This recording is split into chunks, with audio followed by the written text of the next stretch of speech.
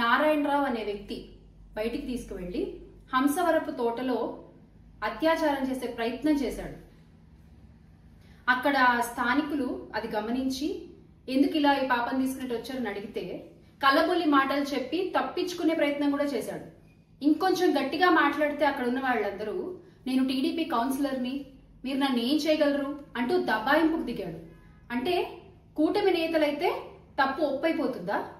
కూటమి నేతలైతే ఆడపిల్లలపై అత్యాచారాలు చేయొచ్చా యథేచ్ఛగా? కూటమి నేతలైతే మీ ఇష్టం వచ్చినట్టు ప్రవర్తిస్తారా మహిళలతో రాష్ట్రంలో? కళ్ళబొల్లి హామీలు ఇచ్చి మహిళలకి మేము రక్షణ కల్పిస్తాము అంటూ నోటికొచ్చిన అబద్ధపు మాటలన్నీ మాట్లాడి అధికారంలోకి వచ్చిన ఈ రోజు కూటమి నేతలు ఎందుకు రాష్ట్రంలో ఇంత జరుగుతున్నా నోరు మెదపరసలు? ప్రతిరోజు ఏదో ఒక మూల ఏదో ఒక మహిళపై ఏదో ఒక అత్యాచారం జరుగుతూనే ఉంది. ఈ రోజు తుని సంఘటన కూటమి ప్రభుత్వానికి ఒక మాయని మచ్చ అన్న విషయం గుర్తుపెట్టుకోవాలి మీరందరూ కూడా. అరే, ఒక మైనర్ బాలిక 8వ తరగతి చదువుతున్న అమ్మాయి, ఆ అమ్మాయికి మీరు కలబొల్లి మాటలు చెప్పి మీరు ఏం చేద్దామని అసలు ఏమనుకుంటున్నారు మీరు?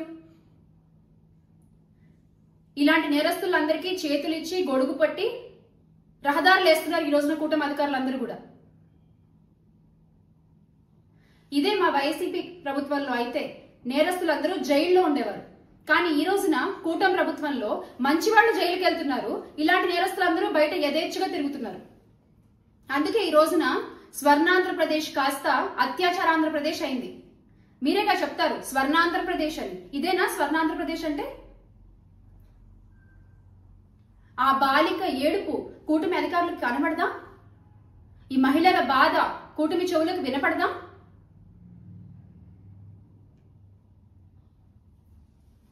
అసలు మీరు ఏమనుకుంటున్నారు అంటే ప్రతిసారి మీరు అధికారంలో ఉన్నప్పుడు చంద్రబాబు నాయుడు గారు మీరు మహిళలకి చేసింది గుండు సున్నా. ఈ రోజున మీ అధికారంలో, మీ కూటమి అధికారంలో, టీడీపీ జనసేన బీజేపీ మీ కూటమి అధికారంలో మహిళల భద్రత కూడా మీ చేతుల్లో బందీ అయిపోయింది. ఈ రోజు మహిళా భద్రత కూడా మీ చేతుల్లో బందీ అయిపోయింది. ఇంకెంత మంది మహిళల ఆర్తనాదాలు వింటే కూటమి అధికారుల్లో చలనం వస్తుంది? ఇంకెంత మంది బాలికల ప్రాణాలు కోల్పోతే మీ అధికారులు ముందుకొచ్చి మాట్లాడతారు? ఇంకెంత మంది బాలికలపై అత్యాచారాలు జరిగితే మీ కూటమి నేతలు ముందుకొచ్చి ప్రశ్నిస్తారు? ప్రశ్నిస్తాం అన్న పెద్ద మనిషి ఏమో సినిమా షూటింగ్లు చేసుకుంటూ ప్రమోషన్లు చేసుకుంటూ బిజీగా ఉన్నారు.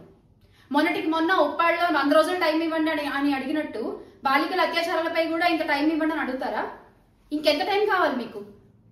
సంవత్సరంన్నర, దగ్గర 18 నెలలు అయిపోయింది. ఇంకెంత టైం కావాలి మీకు? మీరు అధికారంలోకి వచ్చిన దగ్గర నుంచి జరుగుతున్నదే ఇది. మహిళల రక్షణ కోసం మీరు ఏం చేశారు? నేరస్తుల్ని మీరు ఎలా శిక్షించారు? ఈ రోజున పోలీసులకి కనీసం నేరస్తుల్ని అరెస్ట్ చేసే స్వతంత్రం కూడా లేదు. ఎందుకంటే వాళ్ళంతా అలయన్స్ లో ఉన్నారు కాబట్టి వాళ్ళు అరెస్ట్ చేయలేరు. పాపం వాళ్ళు కూడా వీళ్ళ కొమ్ము కాయాల్సిన పరిస్థితి ఏర్పడింది ఈ రోజున రాష్ట్రంలో. ఇంక ఇలాగే ఉంటుందా ఇది? ఎవరు దీని గురించి నోరెత్తి మాట్లాడరా? చూస్తేనేమో రాష్ట్రానికి ఒక మహిళ హోంమంత్రి పదవిలో ఉన్నారు. ఒక మహిళ హోంమంత్రి పదవిలో ఉన్నా కూడా మహిళలపై ఇన్ని అత్యాచారాలు జరుగుతున్నాయి. ఏమన్నా అడిగితే మాకు అండర్స్టాండింగ్ ఉంది, మేము కలిసి పనిచేసుకుంటున్నాం, మేము 15 ఏళ్ళు ఇలాగే కలిసి ఉంటాం అంటారు. ఇలాగా మీరు ఒక రాష్ట్రాన్ని ఉంచేది ఇంతమంది కలిసి ఉండి? ఒక్క వ్యక్తి ఎటువంటి పొత్తు లేకుండా గెలిచి రాష్ట్రాన్ని 5 ఏళ్లు ఎంత సుపరిపాలన చేశారో, మహిళల కోసం ఎలాంటి యాప్లు తీసుకొచ్చారో, వాళ్ళ రక్షణ కోసం ఎంత ఆలోచించారో, వాళ్ళు స్వయం ఉపాధి కోసం ఎంత కష్టపడ్డారో, ఎంత తపన పడ్డారో రాష్ట్ర ప్రజలందరికీ తెలుసు. ఒక అన్నలాగా ప్రతి మహిళను రక్షించుకున్న ఘనత వైఎస్ జగన్మోహన్ రెడ్డి గారి ప్రభుత్వాన్ని గత 5 ఏళ్లు కూడా. కానీ ఈ రోజున యాప్లు ప్రవేశపెడతారు. మీరు ఎగ్జామ్ లో టాపర్ పేపర్ చూసి కాపీ కొట్టి యాప్లు ప్రవేశపెడతారు. సేమ్ దిశ యాప్ ని కాపీ కొట్టి శక్తి యాప్ అని పెట్టారు. కానీ ఏం చేస్తుంది ఆ శక్తి యాప్? ఏమైపోయింది ఆ శక్తి యాప్ ఈ రోజున? ఒక్కళ్ళు లబ్ధి పొందిన వాళ్ళు ఉన్నారా అని ప్రశ్నిస్తున్నాం. శక్తి యాప్ ద్వారా ఒక్కళ్ళు ఉన్నారా? ఎందుకండి మీరు యాప్లు ప్రవేశపెట్టి? ఎందుకు చెప్పండి? ప్రతిరోజు వయసుతో సంబంధం లేకుండా మహిళలు ఇబ్బంది పడుతున్నప్పుడు, మహిళలపై అత్యాచారాలు జరుగుతున్నప్పుడు, ఇంతమంది మహిళలు కన్నీరు కారుస్తున్నప్పుడు మీరు ఎన్ని యాప్లు ప్రవేశపెట్టి ఎందుకు? ఇప్పటికైనా కళ్ళు తెరిచి ప్రజల సమస్యలపై దృష్టి పెట్టి ముఖ్యంగా మహిళల కోసం ఆలోచించి మీరు మా రక్షణ కోసం ఏమి చట్టాలు తీసుకొస్తారు, ఏ యాక్టులు తీసుకొస్తారు, ఎలా వ్యవస్థను శిక్షిస్తారు, దయచేసి బయటకు వచ్చి చెప్పండి.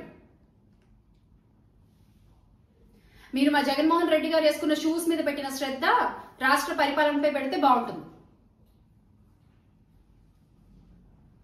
ఖచ్చితంగా మహిళా రక్షణ గాని, వ్యవసాయ రంగం గాని, విద్యారంగం గాని, ఆర్థిక రంగం ఏదైనా సరే ఈ రోజున మళ్ళీ బాగుండాలి అంటే అందరూ జగన్మోహన్ రెడ్డి గారి వైపు చూసే పరిస్థితి రాష్ట్రంలో. మళ్ళీ ఖచ్చితంగా ఆయన అధికారంలోకి వస్తారు, ప్రజలే తీసుకొస్తారు, మళ్ళీ ఆంధ్ర రాష్ట్రం బాగుంటుంది. Make Andhra great again with Jagananna. జోహార్ వైఎస్ఆర్, జై జగన్.